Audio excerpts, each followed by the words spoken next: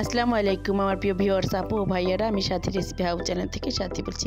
আজকে আরেকটা new video নিয়ে আসছি, আপনারা দেখবেন প্লিজ। প্রথমে একটা মশলা তৈরি করব। কাজু বাদাম, কাঠবাদাম, পোস্তদানা, জায়ফল, জয়ত্রী, এই তো মশলাটা তৈরি করে নিলাম। তারপর আপুরা চুলে একটা প্যান বসালাম, তারপরে পরিমাণ মতো তেল দিয়ে দিলাম।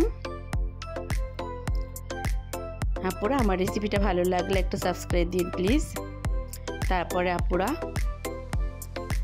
কিছু পেঁয়াজ কুচি দিয়ে দিলাম। পেঁয়াজ কুচিটা ব্রাউন কালার করে ভেজে নেব।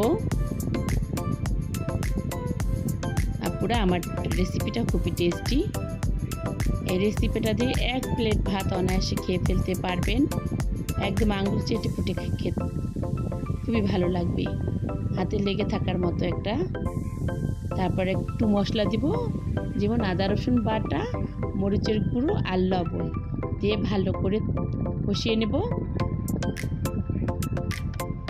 তারপরে ওই যে মশলাটা তৈরি করে রেখেছিলাম সেটা দিয়ে দিলাম।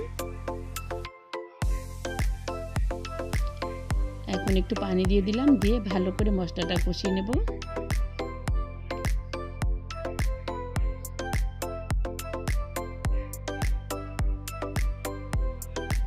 তারপরে আপুরা আর একটু মশলা দেব, টক দই, দারচিনি, লং আর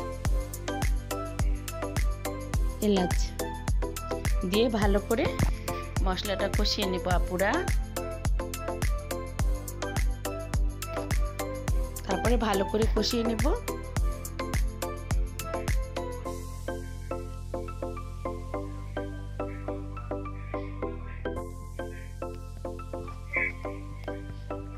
তারপরে ভালো করে কষানোর পরে আপুরা এখন গরুর গোশগুলো দিয়ে দিব।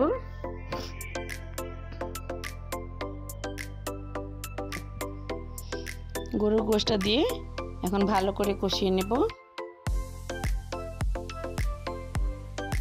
একদম ঢাকনা দিয়ে ঢেকে ভালো করে কষিয়ে নিয়েছি।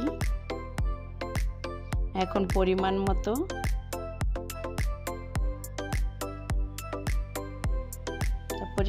ঝোল দিয়ে দেব।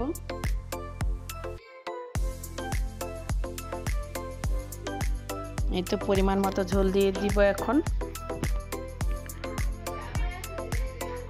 তারপরে আপুরা ঝোল দিয়ে দিলাম। তারপরে ঢাকনা দিয়ে ঢেকে ভালো করে সেদ্ধ হওয়ার আগ পর্যন্ত রান্না করে নেব। এই তো কিছু হাত ফালি করা কাঁচামরিচ দিয়ে দিলাম।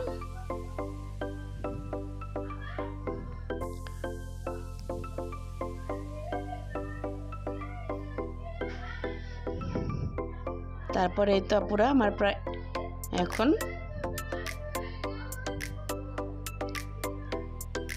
এখন 2 চামচ কেওড়া জল দিয়ে দেব।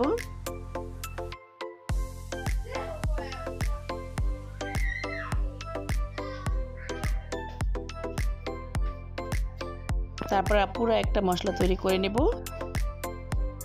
এই গুঁড়ো দুধ, চিনি আর কিশমিশ আর আলু বোখারা মিলে একটা মশলা তৈরি করে দিয়ে দিলাম। দিয়ে ভালো করে রান্না করে নেব।